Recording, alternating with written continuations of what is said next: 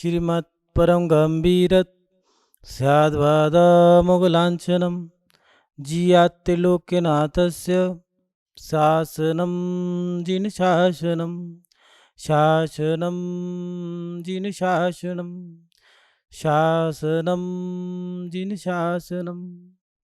जय बोलिए अंतिम तीर्थंकर युगनायक श्री महावीर भगवान की, परम पूजनीय आचार्य भगवान गुरुदेव श्री वसुनंदी जी मुनिराज की, अहिंसा में विश्व धर्म की।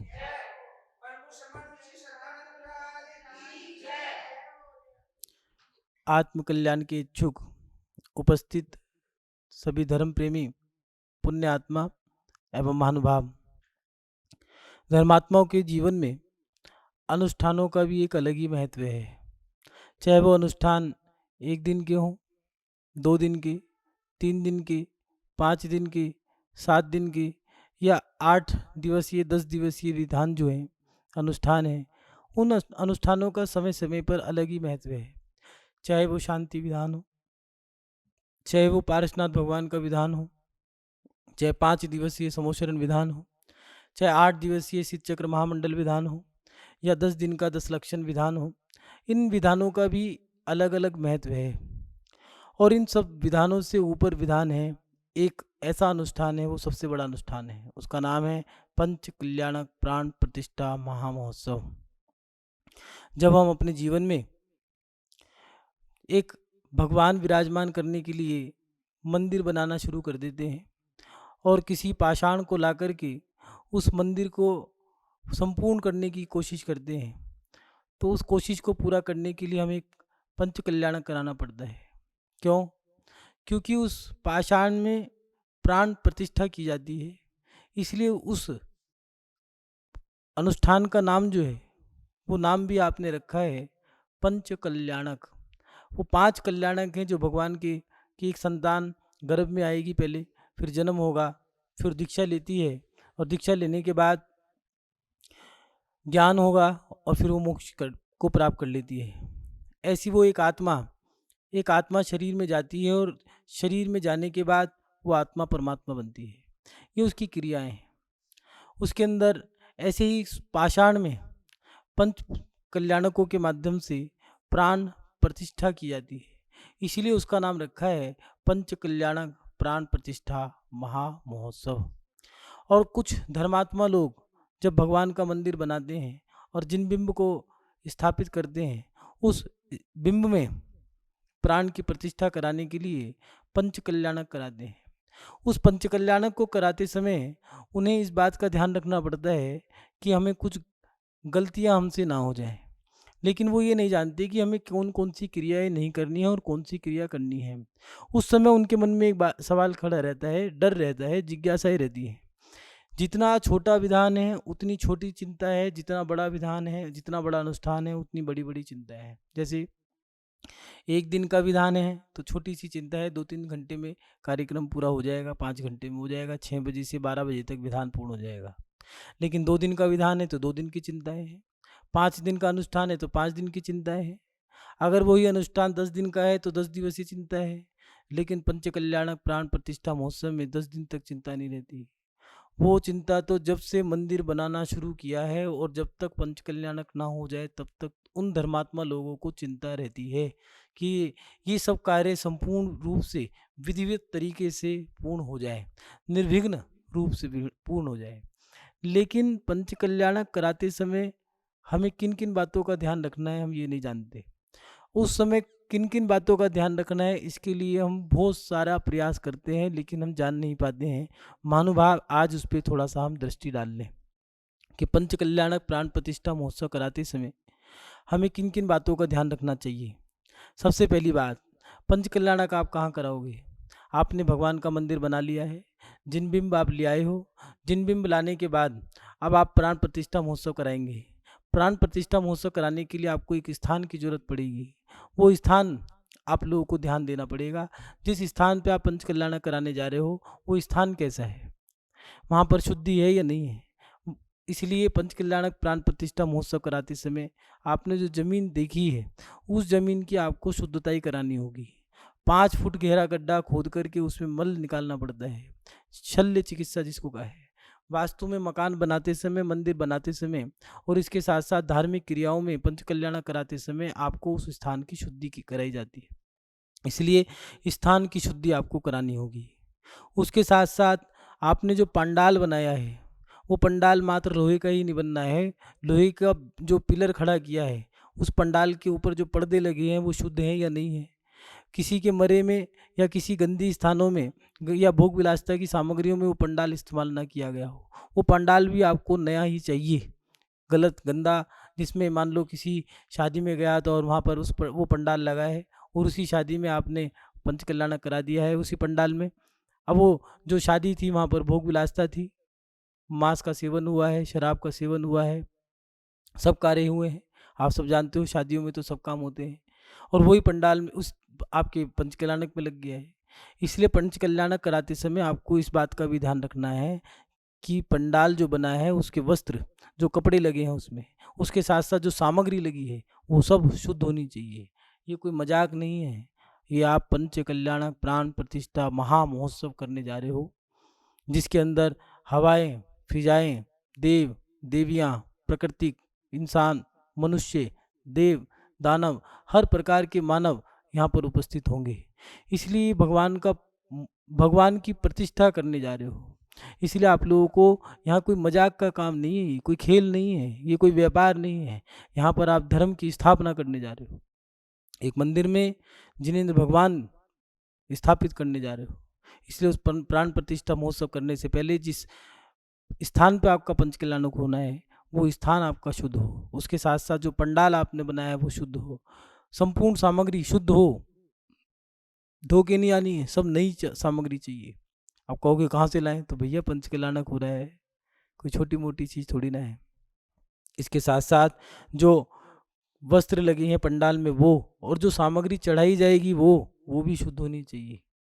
जो आपने चावल चढ़ाए हैं, अष्टद्रव्य चढ़ाए हैं, और भी बहुत सारी सामग्री होती है, हल्दी है, चंदन है, उपटन है, मुकुट है, माला है, पात्रों के वस्त्र हैं, वो सारी सामग्री शुद्ध होनी चाहिए। उसके साथ साथ सबसे बड़ी सामग्री है, जितने पात्र बैठेंगे उन सबका भोजन वो भी शुद्ध हो। ऐसा नहीं है आज के समय में कुछ लोग बफर सिस्टम कर देते हैं, आइए खाइए जाइए, वो चीज़ नहीं है। पंचकल्याणक करा रहे हो, बनाने वाले कौन है, क्या बनाया है, बाजार से लाया है, आपने बनाया और खिलाया, ये तो एक तरह से होटल वाला सिस्टम हो गया। धर्म कहाँ रह गया उसमें, क्रियाओं में शुद्धता ये कहाँ है। आपकी जो सामग्री है वो भी शुद्ध नहीं है, जो भोजन की सामग्री है वो भी शुद्ध नहीं है, पंडाल भी शुद्ध नहीं है, तो पंचकल्याणक करा रहे हो, मजाक करा रहे हो। उसमें फिर कह रहे हो कि ये जो मंदिर बन रहे हैं उनमें चमत्कार ही नहीं हो रहे, जैन धर्म में चमत्कार ही नहीं होते। अब जब भैया मंदिरों की नींव ही आपने खोखली रखी है तो फिर चमत्कार कहाँ से होंगे। हस्तिनापुर का मंदिर, ईंट भी रखी है तो पानी छान छान के रखी है। मंदिर पूरा बनाया गया है, दिन से बनाया गया है। पंचकल्याणक आज के समय में ज़्यादा होते हैं, पहले कम होते थे, कारण शुद्धता ही का काम होता था। भोजन बनाने वाले कौन हैं, पुरानी प्राचीन पद्धति को देखोगे तो पहले कोई वर्षों में 50 साल 25 साल 50 साल में कोई एक पंचकल्याणक हो गया, 100 साल में कोई पंचकल्याणक हो गया। क्यों? क्योंकि वो जानते थे कि जमीन से लेकर के शिखर तक, खाने से लेकर के पहनने तक सारी चीज़ें शुद्ध चाहिए। भोजन की सामग्री, जो महिलाएं समाज में हुआ करती थी वो भोजन बनाया करती थी, बालिकाएं और बालक भोजन परोसा करते थे। शुद्ध पात्र जो बैठते थे उनका रात्रि भोजन का त्याग हुआ करता था, बाजार का, जमीकंद का, भक्ष का, सब चीज़ों का त्याग हुआ करता था। आज आज हमने वो सब चीज़ें करी या नहीं करी। ये पंचकल्याणक है, ये मजाक नहीं है, ये धर्म है। इन धर्म की क्रियाओं से खिलवाड़ ना करें। इसलिए आप अगर पंचकल्याणक करा रहे हो तो स्थान की शुद्धि और उसमें जो सामग्री है, चाहे वो पंडाल हो, चाहे वो आपके वस्त्र हो, पात्रों के वस्त्र हो, चाहे भोजन की सामग्री हो, इन सब सामग्रियों को आपको शुद्धता के साथ इस्तेमाल करना होगा। उसके साथ साथ स्थान की शुद्धि के साथ पात्र शुद्धि, जो पात्र पंचकल्याणक, ये जो आप अनुष्ठान कराने जा रहे हो उसमें जो पात्र बनने जा रहे हैं उन पात्रों की शुद्धि भी होनी चाहिए। जैसे भगवान के माता पिता, कुछ छोटे मोटे पात्र नहीं है, लेकिन जो भगवान के माता पिता बने हैं वो माता पिता हैं भी या नहीं है। आज के समय में जिस महिला ने अपने जीवन में संतान पैदा करने के अब रास्ते ही बंद कर दिए हैं तो वो भगवान के माता पिता नहीं बन सकते। और उसके साथ साथ जो ब्राह्मी हैं, सुंदरी हैं, एक पात्र नहीं चाहिए, आपको सारे पात्र चाहिए होंगे, अष्टकुमारी, दिक् कुमारी, छप्पन कुमारी। इसके साथ साथ भगवान के माता पिता, ब्राह्मी, सुंदरी, भरत चक्रवर्ती और कामदेव, बाहुबली। उसके साथ साथ मंडलेश्वर, महामंडलेश्वर, राजा, महाराजा, ये सारे पात्रों की आवश्यकता पड़ेगी। लेकिन ये पात्र भी पात्र हैं या नहीं है? जो अष्टकुमारी है वो कुमारी है या नहीं है? जिस लड़की ने कुमार अवस्था को सुरक्षित रखा है वो लड़की कुमारी है। और अष्टकुमारियों में दिया है, जिस लड़की ने अभी रजस्वला बनने का अभी उसकी पात्रता नहीं हुई है वो लड़की अभी अष्टकुमारी बन सकती है। उसके बाद जब रजस्वला हो गई है तो वो शुद्ध कुमारी नहीं है। इसलिए सनातन धर्म में जब भी देखोगे आप, उनके यहाँ जब भागवत होती है तो उस भागवत में अष्टकुमारियों को, जो छोटी छोटी लड़कियाँ होती हैं उनको अष्टकुमारी बनाते हैं। मट्टी के मटके लेकर के वो अष्टकुमारियाँ घट यात्रा निकालती हैं। ऐसे ये क्रिया हमारी जैन धर्म की है, लेकिन हम वो क्रिया कर रहे हैं या नहीं कर रहे? अष्टकुमारी, दिक् कुमारी, छप्पन कुमारी शुद्ध है या नहीं है? उसके साथ साथ जो भगवान के माता पिता बने हैं वो पात्र प्रतिमाधारी हैं या नहीं है? क्योंकि भगवान की माता से बड़ी कोई महिला नहीं है। 3 महिलाओं को अच्छा माना है, मात्र महिलाओं को दिया है, नारी तो में 3 गुण अवगुण भरे हजार, सुत जने भोजन रचे करती मंगलाचार। संतान पैदा करना, भोजन बनाना और मांगलिक क्रियाओं में काम करना, ये 3 कार्य ऐसे हैं जो महिलाओं के लिए दिए हैं। बाकी महिलाओं में अवगुण ही अवगुण है, एक भी गुण नहीं है इन 3 के अलावा। एक तीर्थंकर की माँ, आरिका माता जी और शीलवती नारियां, इन 3 को शुभ माना है, बाकी किसी स्त्री को शुभ नहीं माना। ऐसे वो माता पिता, वो जो पात्र बनने जा रहे हैं वो पात्र उत्तम पात्र हैं, जिनको मुनियों ने भी नमस्कार किया है, देव भी जिनकी पूजा करते हैं। वो पात्र बनने लायक है या नहीं है? जैसे सोदरमिंद्र, कुबेर, यज्ञनायक, महायज्ञनायक, ईशान, सनत, भम, भमवंतन, लांतक, कापी, सुख, महासुख, सतास, ये जो 16 सर्ग हैं, इन 16 सर्गों के देव जो स्थापित किए जाते हैं वो देव बनने लायक हैं या नहीं है? ऐसा तो नहीं है मुंह में गुटखा भरा हो, रात को हरी बोतल पी रहे हैं, सुबह सफेद कलश से अभिषेक कर रहे हैं। ऐसे पात्र भी हैं या नहीं है? विचार करें। इन पंचकल्याणक कराते समय हमें इन सब चीज़ों पर ध्यान देना होगा। पात्रों की शुद्धियाँ भी देखनी होगी। जो ब्राह्मी सुंदरी लड़की बनने जा रही है, पहले पंचकल्याणक कम क्यों होते थे? क्योंकि जो पात्र है वही पात्र हमें चाहिए। आप लोगों ने रामायण महाभारत देखी होगी, B.R. चोपड़ा, रामानंद, दोनों ने मिलकर के बहुत अच्छी चीज़ बनाई। उसमें कुछ जैन धर्म की क्रियाएं दी हैं और कुछ सनातन धर्म की क्रियाएं दी हैं, लेकिन उन्हें बनाने में समय ज़्यादा क्यों लगा? क्योंकि जिस समय पे जो पात्र है उस पात्र में वो पात्रता हमें चाहिए, इसलिए उन्हें वो समय लग गया। जब तक वो पात्र नहीं मिला तब तक वो आगे नहीं बढ़े। वो तो नकली के किरदार थे, ये तो असली का पंचकल्याणक है। इस अंचली के पंचकल्याणक में जो पात्र हैं वो पात्र हैं या नहीं है? वो लड़की जो ब्राह्मी सुंदरी बनने जा रही है उसका आजीवन ब्रह्मचार्य व्रत है या नहीं है? अब महाराज जी कैसे करें, आज के समय में क्या होगा? तो भैया आज के समय में ठहरो, इंतजार करो, खोजो, ये कोई मजाक नहीं है। पात्रता उसमें है ही नहीं। सोदरमिंद्र गुटखा खा रहा है, शराब पी रहा है और तुमने 51 लाख रुपए ले लिया, 1 करोड़ रुपए ले लिया और सोदरमिंद्र बना डाला। पैसों में धर्म नहीं बिकता है महानुभाव। आप लोगों को ये ध्यान रखना पड़ेगा। ब्राह्मी सुंदरी हो, चाहे माता पिता हो, चाहे सोदरमिंद्र हो, चाहे वो लोकांतिक देव हों, कोई 21,000 दे दे, कोई 51,000 दे दे, कोई 1 लाख दे दे, कोई करोड़ दे दे या 1000 करोड़ 100 करोड़ भी दे दे, लेकिन इन पात्रों की पात्रता को देखो, उनके धन को मत देखो। धन तो सब दे देंगे, लेकिन पात्र में पात्रता होनी आवश्यक है। महानुभाव, पंडाल की शुद्धि, स्थान शुद्धि के साथ साथ आपको पात्र शुद्धि भी देखनी पड़ेगी। ये ध्यान रख करके आपको पंचकल्याणक प्राण प्रतिष्ठा महोत्सव कराना है। और उसके साथ साथ क्रियाओं पर विशेष ध्यान दें। पात्रों के चयन में पहले पात्रों का आप चयन कर लें, जितने पात्र हैं वो चयन कर लें। उसके साथ साथ जितनी भी सामग्री है उन सबको चयन कर लें। अब आप पंचकल्याणक प्राण प्रतिष्ठा महोत्सव शुरू कर दिया है, घट यात्रा, ध्वजारोहण, और उसके साथ साथ आप लोगों ने जो सम्मान क्रियाएं हैं, जो प्रतिष्ठाचार्य हैं, विधानाचार्य हैं, आचार्य हैं, उन सबका सम्मान होता है। आपने आचार्य निमंत्रण कर दिया है, तो पंचकल्याणक शुरू हो गया है। जब सब पात्र चयन हो गए हैं, अब पात्रों के चयनों में आप बोलियां लगा रहे हो, उनके पैसों के चक्कर में आप पात्र चयन, भैया हमें ये दे दो, एक पात्र भैया 8 द्रव्य रखने वाले दे दो, 64 चवट लटकाने वाले दे दो। उन पात्रों के चयन के चक्कर में क्रिया तो आपने सारी खत्म कर दी। या तो आपने भक्ति करा दी है या फिर आपने पात्रों का चयन। अब किसी ने 2100 रुपये दे दिए, 2100 वाले 100 आदमी मिल गए हैं, आप 100 आदमी का सम्मान कराओ। अब सारा सम्मान में ही काम कर दोगे, सारा आप पात्र चयनों में ही काम कर दोगे, तो क्रिया कब कराओगे? ये पंचकल्याणक कराया किस लिए था? पंचकल्याणक क्रियाओं के लिए कराया है या पात्रों के चयनों के लिए कराया है? उस पाषाण में ऊर्जा डालने के लिए उन मंत्रों के माध्यम से उस पाषाण में ऊर्जा डाली जाएगी, उसकी शुद्धि कराई जाएगी। इसलिए हमने पंचकल्याणक प्राण प्रतिष्ठा महामहोत्सव रचा है। और आपने किया क्या है? मात्र पात्रों का चयन, अभिषेक कर रहा है। अभिषेक कितनी देर का है? 15 मिनट का, लगा दिया आपने उसमें 1.5 घंटा। पंचकल्याणक की क्रियाएं कितनी की देर की हैं? 1.5 घंटे 2 घंटे की, उसमें आपने लगा दी 6 घंटे। हुआ क्या है? माला तिलक पटका सम्मान, माला तिलक पटका सम्मान, माला तिलक पटका सम्मान। और उस चक्कर में ना तो लोग उसमें जुड़ पा रहे हैं। पंचकल्याणक में खर्चा किया 1 करोड़ का, भीड़ नहीं जुड़ा पाए 200 आदमी की भी। कारण हमने कहीं ना कहीं लोगों की भावनाओं से ठेस पहुंचा है।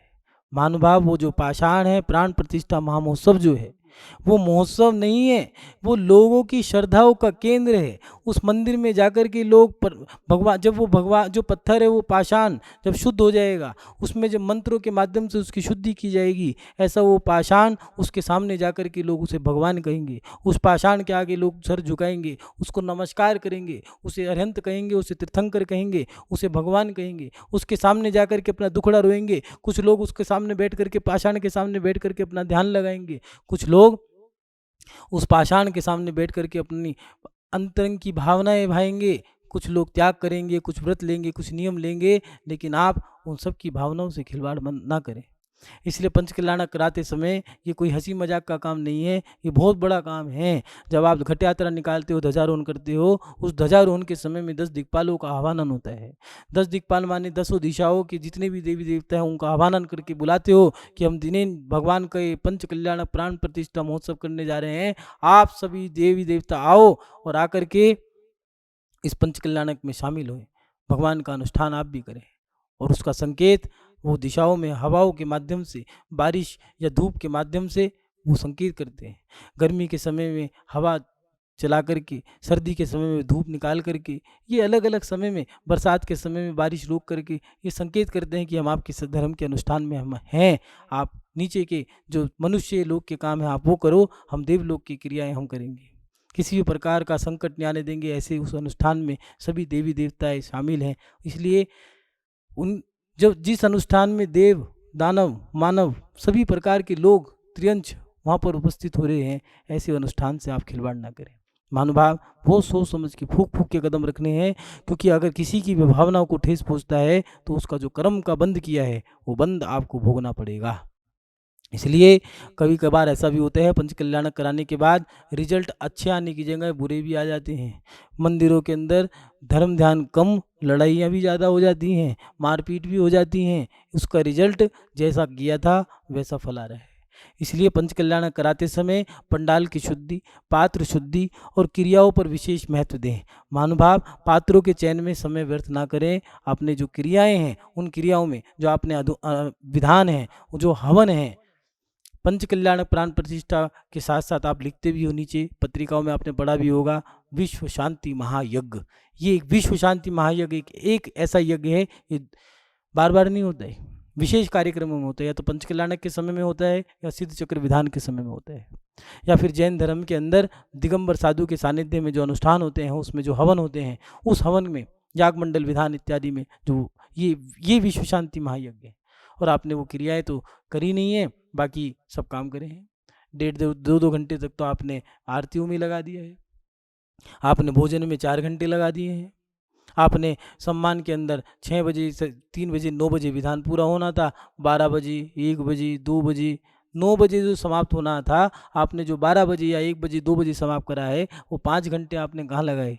मात्र जिसने जरा सी राशि देनी है मात्र 5100 दिए तो सम्मान, 2100 दिए तो सम्मान, 71 दिए तो सम्मान। उसने जरा सा पैसा दिया नहीं है, आपने उसको सम्मान दे दिया। उस सम्मान के चक्कर में हमने अपने आगम से समझौता कर लिया।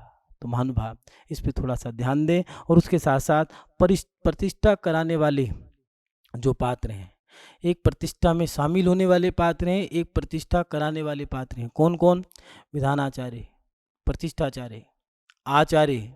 ये जो पात्र हैं, इन पात्रों की शुद्धि पे भी ध्यान दें।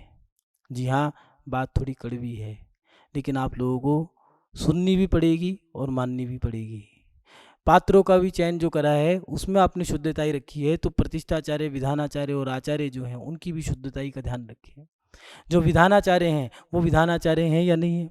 मुंह में गुटखा दबा के बैठे हैं। वो प्रतिष्ठाचार्य रात को भी खा रहे हैं, बाजार का भी खा रहे हैं, पंच कल्याणक कराने से पहले ही उनकी सारी व्यवस्थाएं सेट हो गई हैं, लेकिन शुद्धताई उनकी है या नहीं है?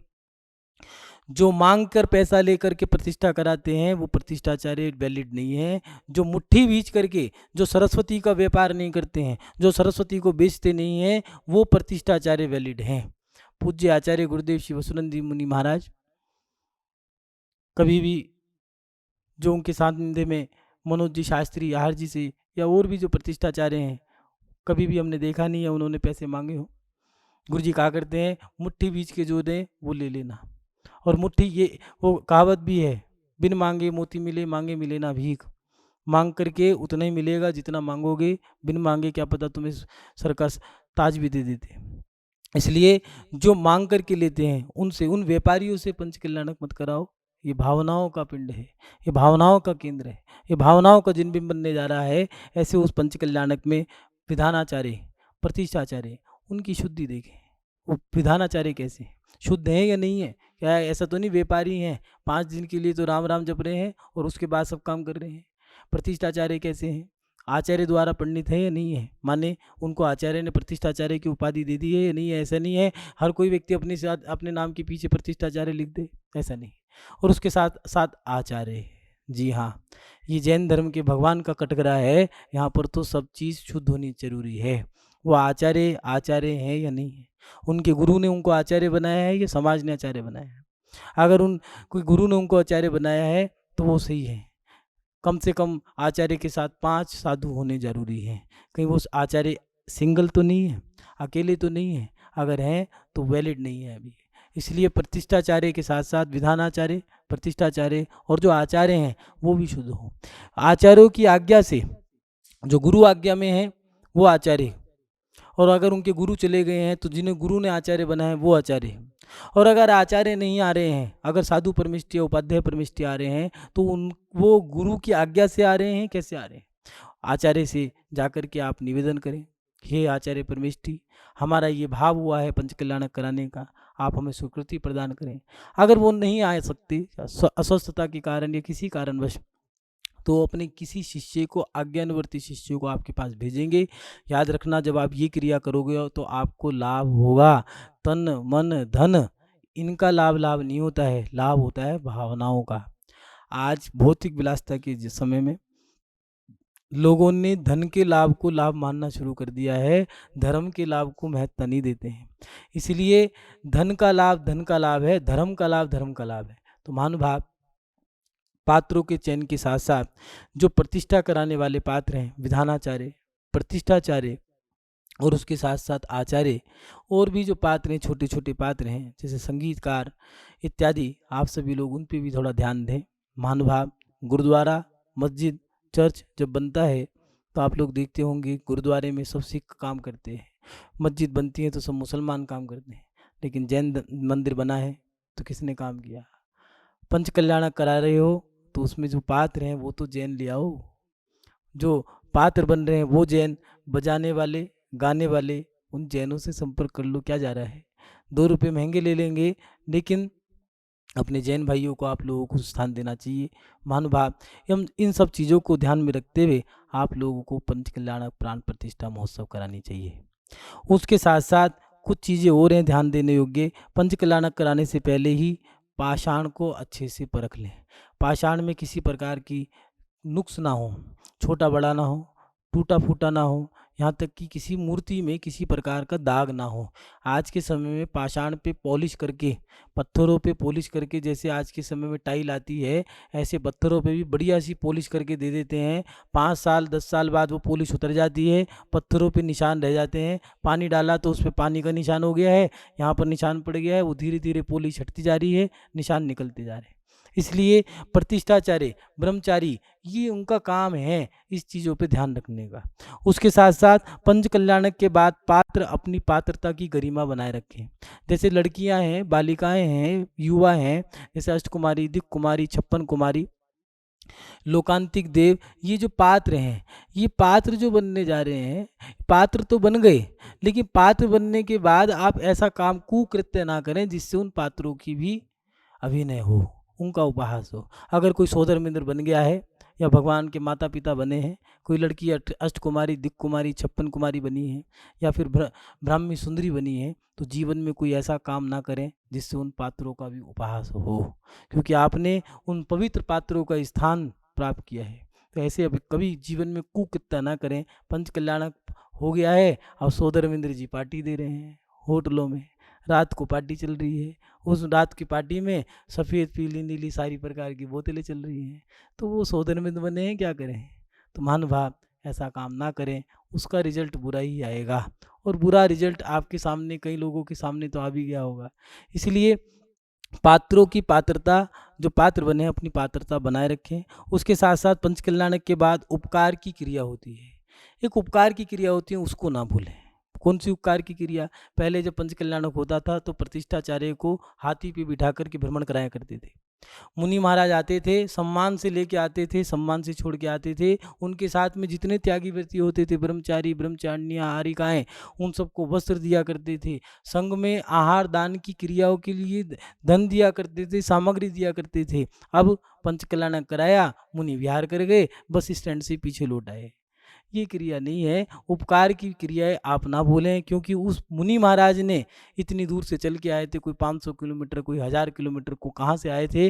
उनकी क्रिया में, अपनी क्रिया में अतिचार लगाते हुए आपके पाषाण को भगवान बनाया है। वो सूर्य मंत्र ना देते तो पत्थर पाषाण परमात्मा ना बनता। इसलिए उन मुनि महाराज की उपकार की जो क्रियाएं हैं, करी या नहीं करी। अगर पंच कल्याणक 10 करोड़ का कराया है तो उसमें 1 करोड़ मुनियों के लिए दान दिया नहीं दिया, ये उपकार की क्रिया है। प्रतिष्ठा प्राग ग्रंथ में आप पढ़ना, स्पष्ट है। मुनि महाराज के बिहार में आपको दान देना है, आरिकाओं के साधु और साध्वी के लिए दान देना है, ब्रह्मचारी ब्रह्मचारिणियों के लिए वस्त्र दान देने हैं, और उसके साथ साथ गरीबों के लिए भोजन भी दान देना है। तब जाकर के आपका पंच कल्याणक प्राण प्रतिष्ठा महोत्सव सार्थक होगा, उससे पहले नहीं होगा। ये उपकार विधि है। इसलिए आप लोग आचार्य निमंत्रण जो करते हो, मात्र माला पटकानी है।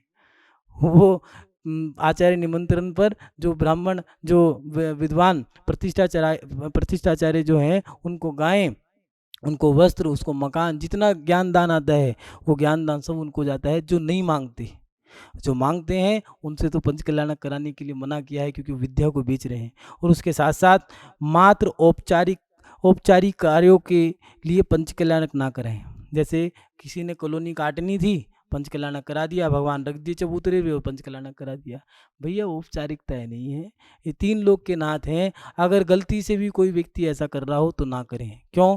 क्योंकि उसका परिणाम उसके साथ साथ जितने लोग उसमें शामिल होंगे उन सबको भुगतना पड़ेगा। महानुभाव, कोशिश करें एक बार में ही पंच कल्याणक पूरा हो जाए। आपने आज कराया है, फिर मानस्तंभ का करा दिया, कभी शेखर का, कभी कुछ कार्यक्रम कराओ, अनुष्ठान विधान कराओ, लेकिन पंच कल्याणक बार बार कराओगे तो उससे समाजों में जो प्रतिष्ठित लोग हैं, उन धनाढ़ लोग हैं, उनको भी दिक्कत आएगी। आप जितनी बार कराओगे उतनी बार चंदा मांगोगे, और कोई छोटा मोटा कार्यक्रम नहीं है, बड़ा चंदा इकट्ठा करना पड़ेगा। उससे धर्म में विघटन हो सकता है, लोग आपकी निंदा कर सकते हैं। इसलिए आप लोग थोड़ा सा औपचारिकताओं के लिए पंच कल्याणक ना करें, कोशिश करें, सब्र करें, धीरे से करें, जल्दबाजी नहीं है, कोई कॉन्टेक्ट साइन नहीं हुआ है आपका, जल्दबाजी ना करें। और उसके साथ साथ एक विशेष बात मैं आपसे कहूँगा, कड़वी है। अगर पंच कल्याणक कराया है तो इर्द गिर्द में जितने भी मुनि हैं उनको निमंत्रण जरूर दें। आप पंच कल्याणक करा रहे हो, एक कॉलोनी वाले दूसरे कॉलोनी वाले साधु को नहीं बुला रहे हैं, एक समाज वाले दूसरे समाज वालों को नहीं बुला रहे हैं, इस पर थोड़ा सा ध्यान दें। मानो बात कड़वी है, थोड़ा सा आपके पास पहुंचानी है, या आप इसको स्वीकार करें। आप सभी लोग अपने जीवन में पंच कल्याणक प्राण प्रतिष्ठा महोत्सव के माध्यम से अपने आत्मा के अंदर अपने प्राणों को सुरक्षित कर सकें, इन्हीं भावनाओं के साथ अपनी शव श्रृंखला को विराम देता हूँ। जय बोलिए परम पूजनीय आचार्य भगवान गुरुदेव शिवसुनंदी जी मुनिराज की, अहिंसा में विश्व धर्म की।